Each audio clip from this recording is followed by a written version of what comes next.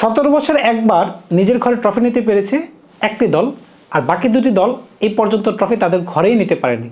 বলছিলাম রাজস্থান রয়্যালস যারা আইপিএলের প্রথম আসরে নিজেদের ঘরে ট্রফি নিয়েছিল, আর পাঞ্জাব যারা বছর বছর ক্যাপ্টেন পাল্টায়, কোচ পাল্টায়, তারাও এই পর্যন্ত নিতে পারেনি।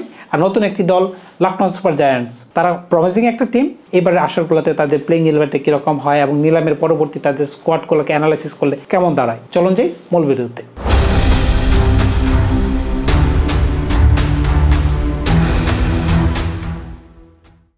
আইপিএল অ্যান্ড 2008 অ্যান্ড শেনওয়ার্ন যেন এক সূত্রে গাথা।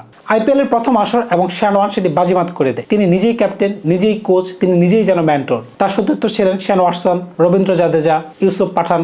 তারা একসাথে প্রথম আসরে প্রথম কাপটি তারা তুলে নেয়। এরপরে কেটে গেল 17টি বছর, আর কোনো ট্রফি রাজস্থানের দখলে যায়নি। এখন 2025 সালে দেখা যাক এবার তারা কি করতে পারে। চলুন যাই রাজস্থানের টিমটি কিরকম হয় সেটা একটু দেখে আসি। একটা সময় রাজস্থানের জার্সি কালার ছিল ব্লু, এখন তারা লাইট পিঙ্কে চলে এসেছে। চলুন যাই মেগা অকশনের পরে এবং তাদের রিটেনশন করা 5 জন প্লেয়ারের সাথে নতুন প্লেয়ার যাদেরকে কেনা হয়েছে, সর্বমোট দলটিকে কেমন দেখা যায় সেটা নিয়ে একটু আলোচনা করে আসি। প্রথমে রিটেনশন করা প্লেয়ার এবং নিলাম থেকে কেনা নতুন প্লেয়ারগুলোর তালিকা একটু এক নজরে দেখে আসি।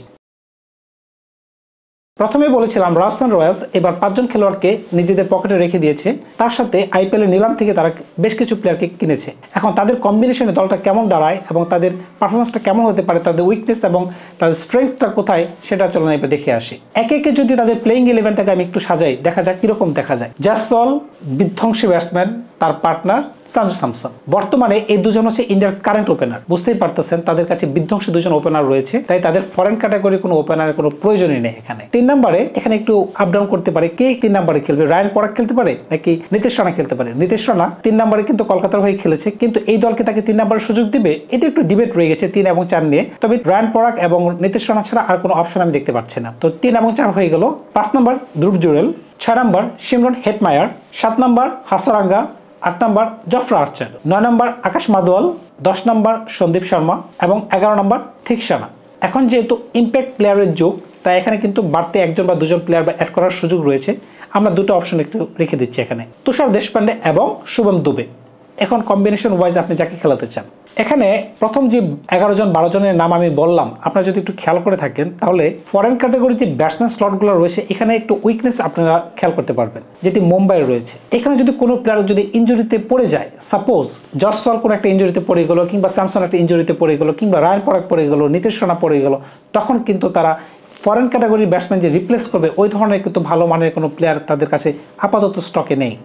একমাত্র ফরেন ক্যাটাগরির ব্যাটসম্যান যাকে সবগুলো ম্যাচে খেলাতে হবে সে হচ্ছে হেটমায়ার, কিন্তু তারও পারফরমেন্স যে খুবই ভালো তাও বলা যাচ্ছে না, কারণ ওয়েস্ট ইন্ডিজের প্লেয়ার বুঝতেই পারতেছেন তারা বড় শট খেলে অভ্যস্ত, কোন সময় তাদের পারফরমেন্সটা লো হয়ে যায় বা তাদের অফ ফর্মে থাকবে সেটা কিন্তু আপনি নিশ্চিত করে বলতে পারতেছেন না।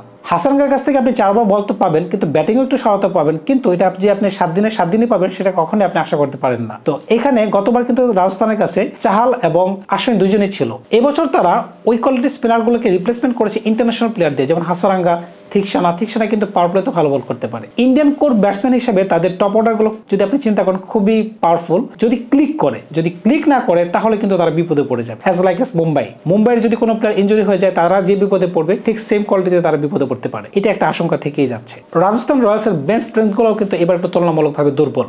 তাদের কাছে একটি 13 বছরের ইয়াংস্টার রয়েছে ভৈরব সৌরবংশী, কিন্তু সে কি এবার সুযোগ পাবে এটা নিয়ে একটু প্রশ্ন আমার রয়েছে। মনে হচ্ছে না সে এবার প্লেইং 11-এর চান্স পাবে। ইনকেস তখনই পেতে পারে যদি মনে করেন স্যামসন কিংবা জয়সওয়াল কিংবা রায়ান পরাগ কিংবা নীতিশ রানা কিংবা ধ্রুব জুরেল এদের মাঝখানে যদি কারো কোনো চোট হয়ে যায়, তখন যদি তাকে বাধ্য হয়ে খেলাতে হয়। তাদের যদি আপনি বোলিং অপশনগুলো দেখেন, হ্যাঁ তাদের ওভারসিজ ক্যাটাগরিতেও বলার রয়েছে, ভালো বলার তাদের ব্যাকআপে রয়েছে, কিন্তু কোনো ব্যাটসম্যান তাদের কিন্তু আমি ওই রকম ব্যাটসম্যান যে অবশিষ্ট আছে তাদের বেঞ্চে আমি কিন্তু দেখতে পাচ্ছি না। এটা কিন্তু একটা বিপদ সংকেত। আপনাকে অবশ্যই ব্যাকআপ প্লেয়ার অলওয়েজ রেডি রাখতে হবে। জয়সওয়াল এবং সঞ্জু স্যামসন বাদে আপনারা যে বাকি 3 জন প্লেয়ারের কথা আমি বলছিলাম, রানা, ধ্রুব জুরেল এবং রায়ান পরাগ, তারা কিন্তু রেগুলার কোনো ইন্ডিয়ান ক্রিকেট টিমের অংশ না। রায়ান পরাগ ইদানিংকালে একটু খেলতেছে, এখন মনে করেন আইপিএলে তাদের ফর্মটা কেমন থাকবে সেটা কিন্তু খুবই চিন্তার বিষয়। রাজস্থানের সাথে কিন্তু আরেকটি নাম খুবই ওতপ্রোতভাবে জড়িত হয়ে গিয়েছিল, তার নাম ছিল জস বাটলার। জস বাটলারকে এবার কেন তারা ছেড়ে দিল আমি বুঝতেই পারলাম না, কারণ তাকে যদি রিটেনশন করে রাখতো অন্তত একটা ফরেন ক্যাটাগরিতে হলো একজন ভালো ব্যাটসম্যান থাকতো। হোয়াইট বল ক্রিকেটে কিন্তু সে একজন গোট হয়ে পরিণত হয়েছে, তো তার অভাব কিন্তু এবার পূরণ হবে না। তো দেখা যাক এবার রাজস্থান মাঠে কোন ধরনের খেলা দেখায়। আমরা যদি রাজস্থানের বোলিংয়ের দিকে তাকাই, হাসারাঙ্গা, থিকসানা খুবই ভালো বল করতে পারবে। আকাশ মাদলের পারফরমেন্স কি আপনাদের মনে আছে? মুম্বাইয়ের হয়ে কিন্তু সে ভালো বোলিং করেছে।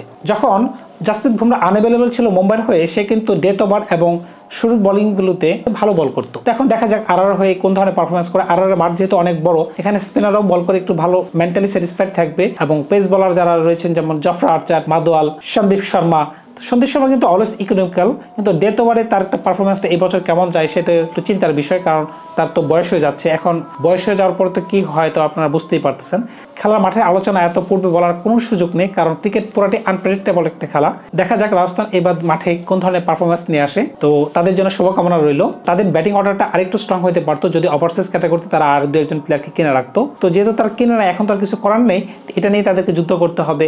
তারা যেন সেফলি খেলতে পারে, যেন তারা ইনজুরি কবলে না পড়ে, এটি হচ্ছে মেইন ইস্যু।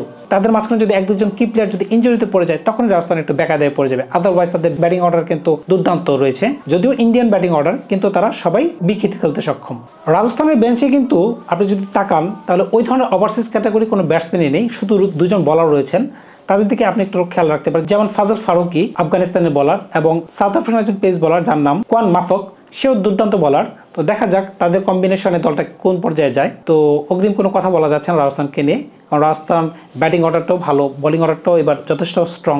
ইনজুরির কবলে যদি তারা না পড়ে, তারা ভালো পারফরমেন্স দিতে পারবে। মোট কথা হচ্ছে খেলার কথা আপনি কখনোই অগ্রিম বলতে পারবেন না। দেখা যাক খেলার মাঠে তারা কোন ধরনের পারফরমেন্স দেয়। শুভকামনা রইল রাজস্থানের জন্য। লখনৌ সুপার জায়ান্টসের দিকে একটু তাকাই, আপনারা কিন্তু খেয়াল করতে পারবেন লখনৌ সুপার জায়ান্টস কিন্তু 27 কোটি রুপি দিয়ে ঋষভ পান্তকে কিনেছে। 120 কোটি রুপি থেকে যদি 27 কোটি রুপি চলে যায় এক প্লেয়ারের পিছনে, তারপর বুঝতেই পারতেছেন এই দলটা সাজানোটা কতটা টাফ হয়ে যেতে পারে। কিন্তু না, কাগজে কলমে সবচেয়ে স্ট্রং কোনো দল থেকে থাকে, সেটি হচ্ছে লখনৌ সুপার জায়ান্টস। এটা আমার মুখের কথা না, চলো এক নজরে তাদের রিটেনশন করা প্লেয়ার এবং অকশন থেকে কেনা সমস্ত প্লেয়ারদের তালিকাটা দেখে আসি।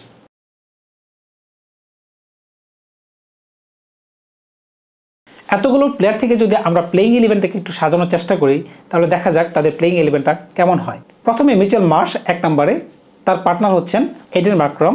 3 নম্বরে নিকোলাস পুরান, বুঝতেই পারতেছেন বিধ্বংসী ওপেনার দিয়ে শুরু হচ্ছে এবং বিধ্বংসী টি-20 একজন ব্যাটসম্যান 3 নম্বরে খেলতেছেন। এখান থেকে বোঝা যাচ্ছে যে তারা কোন ধরনের দলই বা সাজিয়েছে। পান্তের নাম কিন্তু এখনো বলেই নেই, পান্ত কিন্তু 4 নম্বরে চলে আসবে। তাহলে 1 2 3 4 কি দাঁড়ালো? Mitchell Marsh, Aiden Markram, Nicholas Pooran এবং ঋষভ পান্ত, সবাই বিস্ফোরক ব্যাটসম্যান। 5 নম্বরে ডেভিড মিলার, যাকে গ্রেট ফিনিশার বলা হয়। এই জেনারেশনের জন্য তার থেকে ভালো ফিনিশার হতেই পারে না। 6 নম্বরে Indian rising star Ayush Badoni. 7 নম্বরে ইন্ডিয়ান অলরাউন্ডার শাহবাজ আহমেদ, সে কিন্তু আপনাকে বল হাতেও কিছু সুযোগ করে দিবে এবং ব্যাট হাতেও সে ভালো হ্যান্ডি। 8 নম্বরে আবেশ খান, সে কিন্তু জাতীয় দলে ঢুকে গেছে, একদম সলিড বলার। 9 নম্বরে রবি বিষ্ণুই, সেও ইন্ডিয়ান দলের খেলোয়াড়, বুঝতেই পারতেছেন তাদের বোলিং অ্যাটাক কিন্তু মোটামুটি শক্ত হয়ে যাচ্ছে। 10 নম্বরে মায়াঙ্ক ইয়াদব এবং 11 নম্বরে মহসিন খান। এখন যেহেতু ইম্প্যাক্ট প্লেয়ারের যুগ, এখানে কিন্তু আপনার 2 থেকে 3 জন প্লেয়ারের নাম আপনি এক্সট্রা দিতে পারতেছেন, সেখান থেকে আপনারা একজনকে দলে খেলাতে পারতেছেন। তো আমি এখানে 2 জন প্লেয়ারের নাম যদি মেনশন করি, তারা কোন 2 জন প্লেয়ার হবে আমার দৃষ্টিতে, আমি তাদের নামগুলো একটু আপনাদের বলে দিচ্ছি। আকাশদীপ এবং আব্দুল সামাদ। আব্দুল সামাদ আপনাকে ব্যাটিং এর দিক থেকে মনে করেন যে ঝড়ো ইনিংস খেলে দিতে পারে, যেমন 7 বলে 20, 8 বলে 20, এই ধরনের একটা ইনিংস। এবং আকাশদীপ কিন্তু একজন ভালো বলার। বেঞ্চে যারা বসে আছে তাদের যদি একটু দেখেন, তাহলে কোন ধরনের ব্যাটসম্যান বা বলার আছে একটু আমরা দেখে আসি।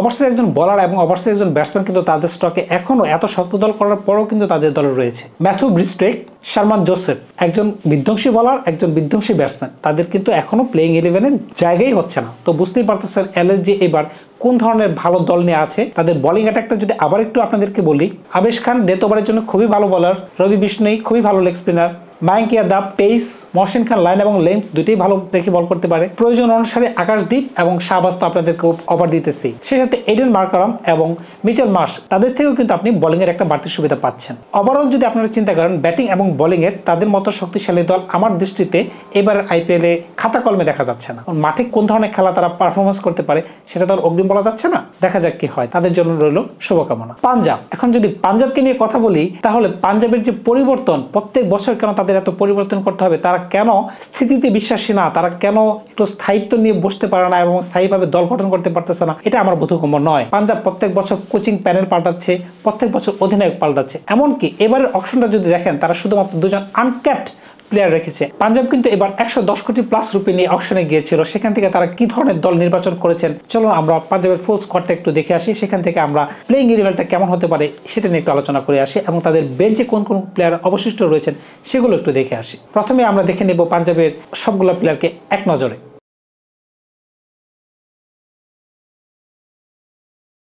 প্রাথমিক প্লেইং ইলেভেনটা আমার নজরে কেমন হবে চলো আমি আমার মতো করে সাজাই। প্রথমে ওপেনিংয়ে প্রভসিমরন সিং, তার সাথে জশ ইংলিশ কিন্তু অস্ট্রেলিয়ার হয়ে ভালো খেলতেছে। এ দলের কোচ কিন্তু এখন রিকি পন্টিং এর কারণে কিন্তু এ দলে অনেক কিন্তু অস্ট্রেলিয়ান প্লেয়ার আপনারা দেখতে পাবেন, যেমন ম্যাক্সওয়েল, স্টয়নিস, অ্যারন হার্ডি। 3 নম্বরে শ্রেয়াস আয়ার, 4 নম্বরে গ্ল্যান ম্যাক্সওয়েল, 5 নম্বরে আপনারা স্টয়নিসকেও খেলাতে পারেন, কিন্তু আমি 5 নম্বরে স্টয়নিসকে দলে ঢোকাচ্ছি না। আমি ম্যাক্সওয়েল এবং স্টয়নিসের মাঝখান থেকে একজনকে বেছে নিলাম। ম্যাক্সওয়েলকে আমি আপাতত প্লেইং 11-এ ঢুকালাম। 6 নম্বরে নেল বেদরা কিন্তু মুম্বাইয়ের হয়ে খুবই ভালো খেলেছে। এখন দেখা যাক এবারে আসলে কি করতে পারে। নেহাল যেহেতু মুম্বাইয়ের হয়ে ভালো খেলেছে তাই আমি প্রথমে তাকে দলে ঢুকিয়ে দিলাম। 7 নম্বরে Arshdeep Singh, Indian bowling star. Jasprit বুমরার পরে যদি কোনো বলার সবচেয়ে বেশি হাইপ থাকে সে হচ্ছে আর্শদীপ সিং। উইকেটের দিক থেকে কিন্তু জাসপ্রীত বুমরার থেকেও এগিয়ে। 9 নম্বরে চাহাল, 10 নম্বরে হারপ্রীত ব্রার, সে কিন্তু অলরাউন্ডার। 10 নম্বরের জায়গায় তার কিন্তু ব্যাটিং অর্ডারটা উপরে যেতে পারে, মার্কো ইয়ানসেনের পরে কিন্তু তার স্থানটা হতে পারে। এবং 11 নম্বরে লুকি ফার্গুসন, নিউজিল্যান্ডের বিধ্বংসী বলার, ডেথ ওভারে তার কোনো জুড়ি নেই। এখন আমি ম্যাক্সওয়েল এবং স্টয়নিসের মাঝখান থেকে একজনকে বেছে নিয়েছি, কারণটা হচ্ছে লুকি ফার্গুসনকে কিভাবে দলে ঢোকানো যায় এটার কারণে। এবং ইম্প্যাক্ট প্লেয়ার সাব হিসেবে রয়েছেন ইয়াশ ঠাকুর এবং বিষ্ণু মেননও কিন্তু মুম্বাইয়ের হয়ে ভালো খেলেছেন। তো দেখা যাক এই বছর তাদের পারফরমেন্সটা কেমন হয়। পাঞ্জাব কিন্তু বরাবরই পাকিস্তানের মতো আনপ্রেডিক্টেবল, তাদের পারফরমেন্সটা কেমন হতে পারে বলা যাচ্ছে না। এবার যেহেতু নতুন করে নতুন প্যানেল, মানে কোচিং প্যানেলও নতুন, টিমও পুরাটাই নতুন, তো তাদের কাছ থেকে অত্যাধিক কিছু আশা করাটাও মানে বোকা স্বর্গে বাস করার মতো হবে। পাঞ্জাবের বেঞ্চে কারা বসে আছে তাদের যদি আমরা একটু দেখি ফরেন ক্যাটাগরিতে, তাহলে আমরা দেখতে পাবো আজমতুল্লাহ ওমরজাই। সে কিন্তু একজন ভালো মানের ব্যাটসম্যান। সে কিন্তু আফগানিস্তানের হয়ে টপ অর্ডারে ব্যাটিং করতেছে, 4-5 ব্যাটিং করতেছে, ভালো রান করতেছে, প্লাস বোলিংও কিন্তু ভালো দক্ষ। তাকে নিয়ে কিন্তু আপনি 2 থেকে 3 ওভার বোলিংও করাতে পারতেছেন। তাই কিন্তু আমি স্টয়নিসকে দলে ঢুকাই নাই। ইনকেস যদি আপনার প্রয়োজন হয়, হ্যাঁ স্টয়নিস নিঃসন্দেহে খুব ম্যাচ উইনার ব্যাটসম্যান, কিন্তু ওমরজাই কিন্তু ইদানিংকালে খুবই ভালো করতেছে।